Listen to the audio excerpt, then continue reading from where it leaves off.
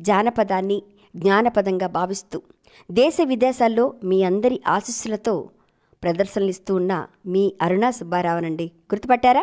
ఏ పండగకు లేని విశిష్టత ఈ సంక్రాంతి పండగకు ఉందండి. ఎప్పుడో ఒక సంవత్సరం పాటు అలాగే ఉండిపోయిన హరిదాసులు ఈ పండగకి బయటకు వస్తారు. ఎందుకంటే హరి హరుడు ఇద్దరు ఒకటే అని మనకి చెప్పడానికి. ఇందులో సమానత్వం ఉంది, దానగుణం ఉంది, మంచితనం ఉంది, మానవత్వం ఉంది. ఒకటని కాదు, ఇవన్నీ మనిషికి ప్రబోధింపచేసేదే సంక్రాంతి పండుగ.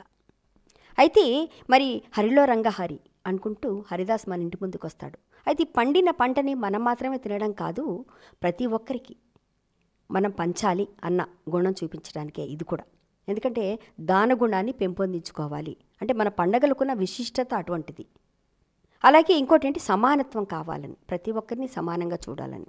అలాగే మన గంగిరెద్దుని తీసుకొని వస్తారు, ఎక్కడో పల్లెల నుంచి పట్టణాలకు కూడా వస్తుంటారు గంగిరెద్దుని తీసుకొని. మరి ఆ బసవన్న ఆశీర్వదిస్తే మరి ఆ సంవత్సరం అంతా సిరుల పంట పండుతూ అందరూ కళకళలాడుతూ ఉంటారనే భావన దాంట్లో ఉందంట కదా.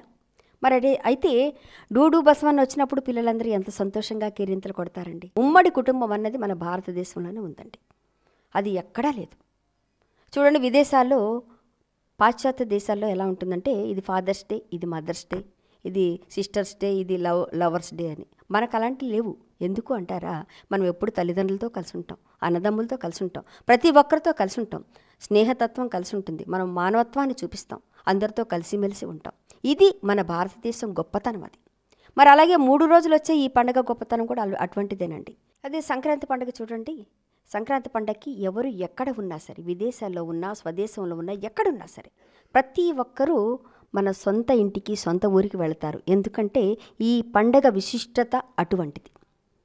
అందరూ కలిసి ఉండాలి. కొత్త అల్లుళ్ళు, కొత్త కోడలు, కొత్త కొడుకు, అంటే వాళ్ళు దూరంగా ఉన్నా సరే కొడుకు కోడలు వస్తారు, కొత్త అల్లుడు ఇంటికి వస్తాడు, మళ్ళీ వీళ్ళందరూ కలుస్తారు, చుట్టాలు బంధువులు అందరినీ పిలుస్తారు, కొత్త బట్టలు తెచ్చుకుంటారు. 3 రోజుల పాటు కొత్త బట్టలు తెచ్చుకునే పండగ ఈ పండగేనండి కదా. పిల్లలు కూడా ఎంతో సంబరాలు చేసుకుంటారు ఈ సందర్భంగా. మరి ఎందుకు అంటే సమానత్వం ఉండాలి, అందరం కలవాలి.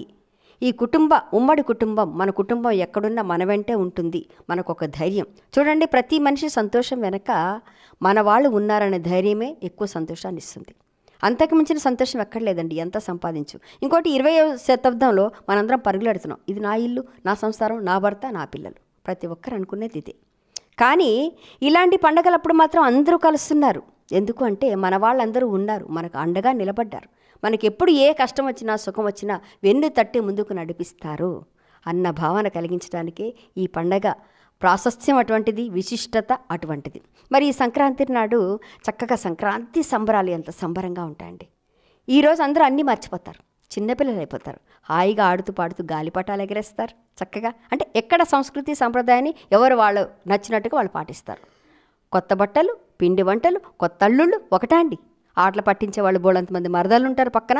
బావా బావా పన్నీరు, బావను పట్టుకు తన్నేరు, వీధి వీధి తిప్పేరు, వీసుడు గుద్దులు గుద్దేరు అని బావగారిని, వంకర టింకర వదినమ్మ నీ వయ్యారాలు చాలమ్మ, చింపిరి జుట్టు వదినమ్మ, బొంగమూతి మా వదినమ్మ అని వదిలిని అటు బావగారిని మరదళ్ళు చక్కగా ఆట పట్టేస్తారు. ఈ పండుగలోనే ఆ సంబరం జరుగుతుందండి. మరి అలాగే ఇంతుల కొప్పులో ఇప్పుడు బంతిపూలు ఉండేది ఈ సంబరంలోనేనండి. మరి ఎలా ఉంటుంది, సంకురే తిరినాటి సంబరాలో సందామామా సందామామా సందామామా, ఇంతుల్ల కొప్పుల్లో బంతి పువ్వుల్లో సందామామా సందామామా, ద్వారాల కిరణాలు తోరణాలు సందామామా సందామామా, గంగిరెద్దుల ఆట సన్నాయి పాట సందామామా సందామామా, రామన్న గిట్టళ్ళు సీతా మెట్టెళ్ళు సందామామా సందామామా. ఈ సంబరాలు ఇలా చేసుకుంటుంటే అంతలో డూడు బసవన్న వస్తాడండి. చక్కగా బసవన్నకి కొత్త బట్టలు పెట్టాలి, బియ్యం పోసి ఇవ్వాలి. మరి బసవన్న తినడానికి చక్కగా పండ్లు ఫలాలు కూడా పెట్టాలి కదా. మరి బసవన్నను పూజించుకుంటే మనకి సిరి సంపదలు కలుగుతాయట. మరి ఆయన పక్క నుంచి చెప్తుంటాడు, డూడు డూడు బసవన్న, డూడు బసవన్న, అయ్య గోరికి దండం పెట్టు, అమ్మ గోరికి దండం పెట్టు, వెండి గిట్టలే చేయిస్తారు, బంగారు గంటలు వేయిస్తారు. అయ్య గోరికి దండం పెట్టు, అమ్మ గోరికి దండం పెట్టు, డూడు డూడు బసవన్న, డూడు డూడు బసవన్న. ఈ సందడంతా సంక్రాంతి పండగకే వస్తుందండి.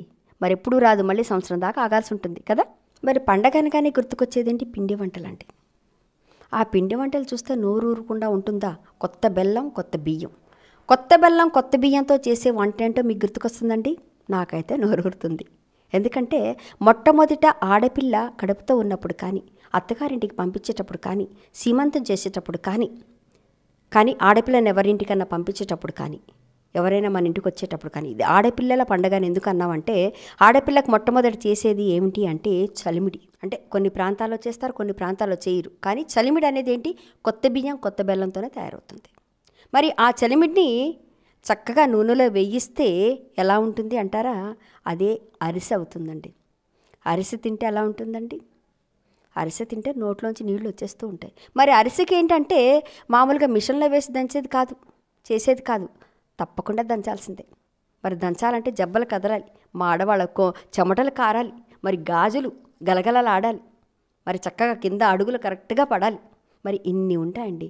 మరి అరిసెలు చేసుకోవాలన్నా ఏం చేసుకోవాలన్నా పిండి దంచాలి. మరి కొత్త బియ్యం పిండితో చేసిన అరిసెలు, బూరెలు, గారెలు, పులిహోర, దప్పలం, మరి పొంగడం, మరి సున్నుండలు, ఇవన్నీ కూడా మన పండగకు వచ్చేస్తాయండి. ఇప్పుడే నోరూరుతుందా? నాకు కూడా అలాగే ఉందండోయ్. మరి ఒక్కసారి దంచే పని మనం మొదలు పెట్టేద్దాం. ఆడవాళ్ళందరం మొదలు పెట్టేస్తే పిండి వంటలు అయిపోతే మిగతా పని అంతా అయిపోయినట్టేనండి. ఆడవాళ్ళకి చేతి నిండా పని. సెలవులు మాత్రం ఉండవండోయ్ మనకి. పండగలు వచ్చినప్పుడు మగవాళ్ళకి సెలవులు వస్తాయి కానీ మనకు మాత్రం రావు.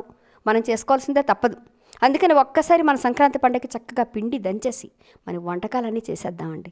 రెడీగా ఉన్నారు కదా? నేను కూడా సిద్ధంగా ఉన్నాను. ఓ లాలా ఓ లాలా, హై ఓ లాలా ఓ లాలా, కుంచెల చెరిగిన చేడి కురులపై తుమ్మెదలాడిన ఓ లాలా, ఘన తుమ్మెదలాడిన ఓ లాలా, ముఖాన ఉండే కస్తూరి తిలకం ముక్కున జారిన దోలాల, కొన ముక్కున జారిన దోలాల, ఓ లాలా ఓ లాలా, హై ఓ లాలా ఓ లాలా.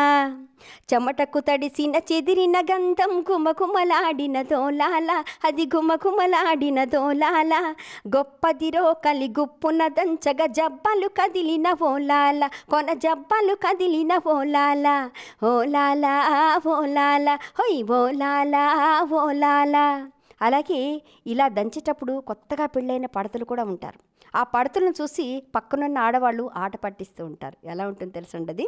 అరుణ రాగపు అదరము పైన తుమ్మెద వాలెను ఓలాల, అరే తుమ్మెద వాలెను ఓలాల, కొదమ తుమ్మెద కాదిది బామ కోరమీసమే ఓలాల, అది కోరమీసమే ఓలాల, ఓలాల ఓలాల, హొయ్ ఓలాల ఓలాల.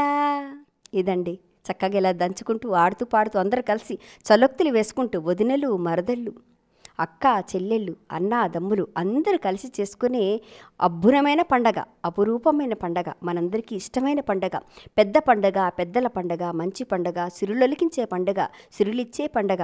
ఆ తల్లి మనల్ని కరుణించి అందరినీ ఆయురారోగ్య ఐశ్వర్యాలతో కళకళలాడుతూ ఉండేలా దీవించమని చెప్పే ఈ పండుగ సంక్రాంతి పండుగ.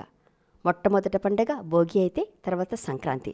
మరి ఈ 2 రోజుల పాటు మరి కొత్త అల్లుళ్ళు వచ్చిన తర్వాత ఎంతసేపు ఈ తీపి ఇవన్నీ పెట్టి చంపేస్తున్నారు మమ్మల్ని. వీళ్ళు ఏం పెట్టేలా లేరు. అంటే మరి మన చక్క ముక్క మాంసం తినేవాళ్ళు ఉంటారు కదా, చక్క కోడి పందాలకు వెళ్ళాలి, ఇవన్నీ చెయ్యాలంటే కాస్త ఏవో తినాలి కదా. వీళ్ళు ఎప్పుడు ఎంతసేపు ఈ ఆడవాళ్ళు వీటితోటే చంపేస్తున్నారు బాబాయ్, ఏమని పెడితే బాగున్ను అని ఎదురు చూస్తూ ఉంటారు ఈ 2 రోజుల పాటు.